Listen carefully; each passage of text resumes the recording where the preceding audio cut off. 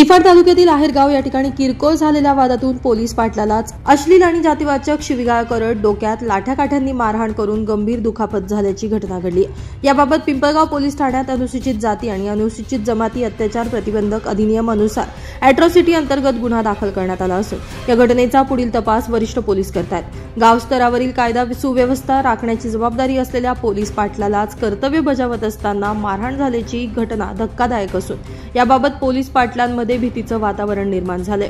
यामुळे पोलिसांनी या घटनेची गांभीर्याने दखल घेऊन आरोपींना जेरबंद करावं अशी मागणी केली जाते। तर हल्ल्यासंदर्भात सदर घटनेची सविस्तर माहिती फिर्यादी तसेच जखमी पोलीस पाटील भरत कोकाटे यांच्याकडून देण्यात आली आहे।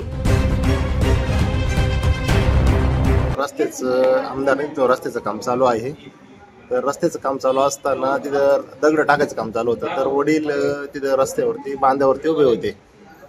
बांधा उभे असताना लबडे कंपनी यांचा मुलगा सायकलवर चालला होता आणि पुढे ट्रॅक्टर खाली होता असताना तो त्या वडिलांच्या छातीला धक्का लागून पुढे गेला निघून। तर वडील एवढेच बोलले, पुढे ट्रॅक्टर खाली हो राहिला, तू का बरं पुढे चालला? तर तो बोलला म्हणे मला टाइम झाला म्हणे। तर एवढं बोलल्यानंतर तो त्यांच्या आई वडिलांकडे निघून गेला आणि परत ते 4 वाजता आले। वडिलांना विचारपूस करायला लागले, म्हणे तू माजला का? म्हणे जास्त झालं का? तो मुलगा पोलीस पाटील असल्यामुळे तुलाही माजला का? म्हणे ते झाल्यानंतर मग मी मध्ये गेलो, म्हणलं मी तिथे गेलो, मला बोलला का तुझा मुलगा पोलीस पाटील असं तुलाही माजला म्हणे आणि मला बोलला का म्हणे तू पोलीस आले तर तिकडेच जाय म्हणे आणि मग मला पण माझ्यावरती मारहाण केली। पोलीस पाटील म्हणतो पोलीस पाटलाचा काही संबंध नाही म्हणे आणि तू इथून निघ म्हणे। तर मला मारहाण केली आणि मला बोललं का जातीवादीवरून कोळी म्हणे कोळपट ते कोळपट राहतील म्हणे, तू काचा पोलीस पाटील असा बोलला मला। आणि वडिलांना पण मारहाण केली, माझ्या मंडळीला पण मारहाण केली, आईला पण मारहाण केली आणि आईची गळ्यातली मंगळसूत्र पण ते पोत चोरीला गेली।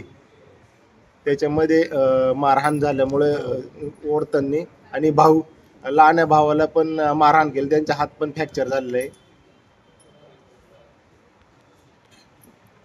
या काही पोलिसांनी मदत कार्य काय केलं का? आता समजा तुम्ही पोलीस पाटील आहे, पोलीस वगैरे काही तिथे आले होते का तुमच्या संरक्षणासाठी? नाही सर, पोलीस वगैरे काही आले नाही। ते फार मारहाण झाल्यानंतर डायरेक्ट इथे सिव्हिललाच आले।